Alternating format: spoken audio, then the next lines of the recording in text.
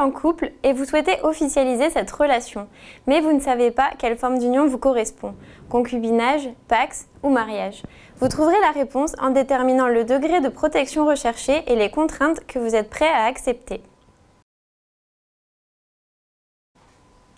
En concubinage, vous n'avez aucune obligation l'un envers l'autre, si ce n'est l'existence d'une vie commune.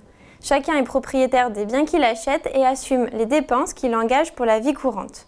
Vous payez l'impôt sur le revenu comme si vous étiez célibataire. En revanche, vous êtes imposés ensemble à l'ISF. En cas de rupture, il n'y a aucune formalité à accomplir. Si vous avez acquis des biens ensemble, vous pouvez rester en indivision, les vendre ou même racheter la quote-part de l'autre.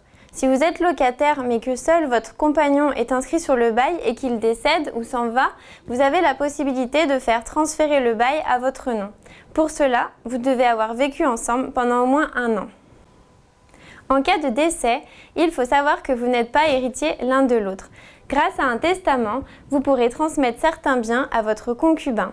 Mais si vous avez des enfants, vous ne pourrez pas lui léguer tous vos biens car les enfants ont droit à une part minimum déterminée par la loi. Vous serez aussi pénalisé par les droits de succession puisque les biens transmis seront taxés au taux de 60% comme si vous étiez des étrangers l'un pour l'autre.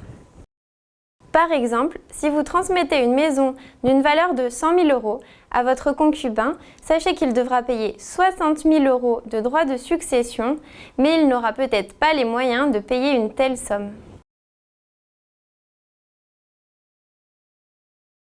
En vous pacsant, vous choisissez de vous engager juridiquement à mener une vie commune et à vous apporter réciproquement assistance et aide matérielle, par exemple en cas de maladie ou de chômage. Pour la gestion de vos biens, vous avez le choix entre 2 régimes. Soit le régime de la séparation des patrimoines, où chacun conserve la propriété de ses biens, à condition de pouvoir le prouver. Sans cette preuve, on considérera que le bien vous appartient à 50-50. Ce régime est celui qui s'applique par défaut. Ou alors, vous pouvez opter pour le régime de l'indivision des acquets, où tous les biens que vous achetez ensemble ou séparément vous appartiennent à 50-50, sachant que vous ne pouvez pas demander remboursement à votre partenaire si vous avez financé plus de la moitié. Afin d'éviter des problèmes de preuve, je vous conseille d'établir l'inventaire de vos biens et de le joindre à la convention de Pacs.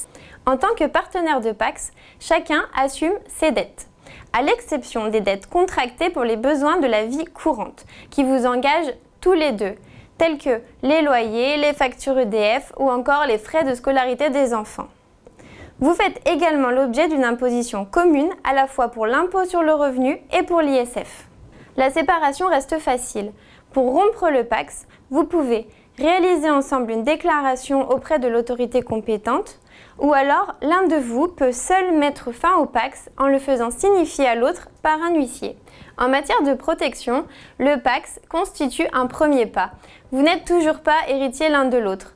Comme dans le concubinage, si vous souhaitez transmettre une partie de vos biens à votre partenaire, il faudra le prévoir dans un testament. En revanche, contrairement à un concubin, aucun droit de succession ne sera dû. Le statut de partenaire donne aussi le droit de continuer à habiter pendant 1 année dans le logement que vous occupiez jusqu'au décès. Si vous étiez locataire, les loyers seront payés par la succession pendant cette période. Vous pouvez aussi demander le transfert du bail à votre nom. Avec le mariage, vous acceptez un engagement juridique très fort. Votre union implique une obligation de vie commune et des devoirs de secours, de respect, de fidélité et d'assistance. Peu importe votre régime matrimonial, le mariage aménage une protection particulière de la famille. Vous êtes tenus ensemble du paiement de toutes les dettes contractées pour les besoins de la vie courante et l'éducation des enfants. Le logement familial ne peut être vendu que d'un commun accord, même si vous en êtes le propriétaire exclusif. Et cela se traduit aussi par la naissance d'une obligation alimentaire à l'égard de vos beaux-parents. En dehors de ces règles dites impératives, c'est vous qui choisissez le régime matrimonial qui organise la gestion de vos biens. Il en existe plusieurs qui offrent plus ou moins d'autonomie ou de protection. La séparation de biens est le régime qui vous permet de conserver la plus grande liberté. Vous pouvez le compléter d'une société d'acquets ou lui préférer un régime de participation aux acquets. Vous pouvez aussi conserver le régime de communauté légale applicable à défaut d'autres choix. Ou alors optez pour le régime le plus protecteur, la communauté universelle avec attribution de tous les biens au conjoint survivant.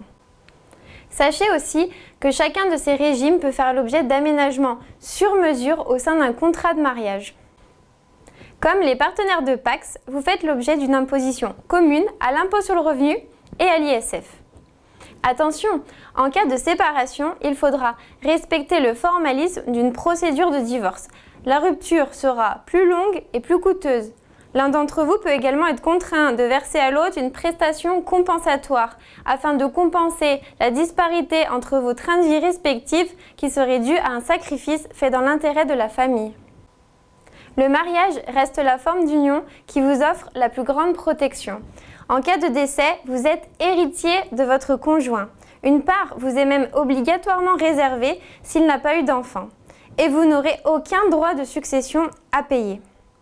Comme pour le Pacs, vous pouvez rester pendant 1 an dans le logement, mais vous pouvez en plus prolonger ce droit jusqu'à votre décès.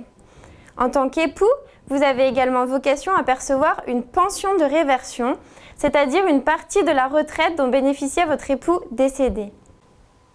Le mariage est donc la forme d'union la plus protectrice, mais également la plus contraignante. Elle conserve toutefois une certaine souplesse grâce aux multiples combinaisons possibles de régimes et avantages matrimoniaux.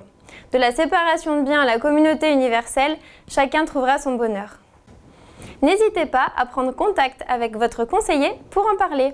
Merci et à bientôt!